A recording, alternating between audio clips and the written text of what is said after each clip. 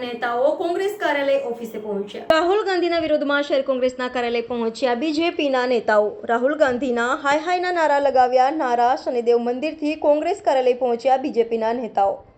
કાર્યાલય પહોંચી રાહુલ ગાંધીના વિરોધમાં કર્યો સૂત્રોચ્ચાર। આગામી સમયમાં રાહુલ ગાંધી માફી નહીં માંગે તો ઉગ્ર આંદોલનની ચીમકી ઉચ્ચારી।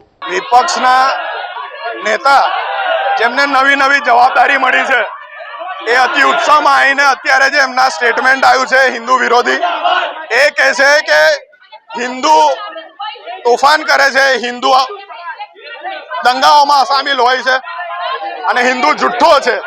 આ સ્ટેટમેન્ટનો અમે સખત વિરોધ કરીએ છીએ। તમામ હિન્દુ 100 કરોડથી વધારે હિન્દુ જ્યારે દેશમાં છે એ તમામ હિન્દુઓની લાગણી આહત કરવાનો એમને એક કૃત્ય કર્યું છે અને આ પહેલી વાર નહીં, ઇલેક્શન દરમિયાન પણ અલગ એમના સ્ટેટમેન્ટો આવ્યા છે। કોંગ્રેસ પાર્ટીની આ પ્રથા રહી છે કે હિન્દુઓનું અપમાન કરીને, હિન્દુઓને નીચા દેખાડીને મત મેળવવાના। ત્યારે આ 2014 પહેલા જે ક્યારેય મંદિરમાં જતા નતા એવા આજે રાહુલ ગાંધી મજબૂર બનીને મંદિર જાય છે। આજે સંસદમાં પણ મહાદેવનો ફોટો એમને લઈને જવું પડે છે।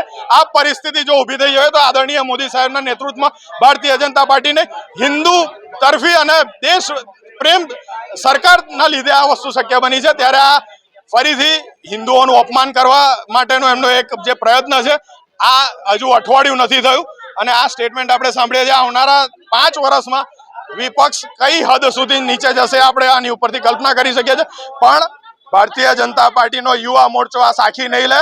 જ્યાં જરૂર પડશે, જ્યાં હિન્દુઓનો અપમાન કરવામાં આવશે ત્યાં યુવા મોરચો સજ્જ છે અને આજે ભારતીય જનતા પાર્ટીના યુવા મોરચાના કાર્યકર્તાઓ વડોદરાના કોંગ્રેસના કાર્યાલય પર આવ્યા છે અને એનો વિરોધ પ્રદર્શન કરી રહ્યા છે।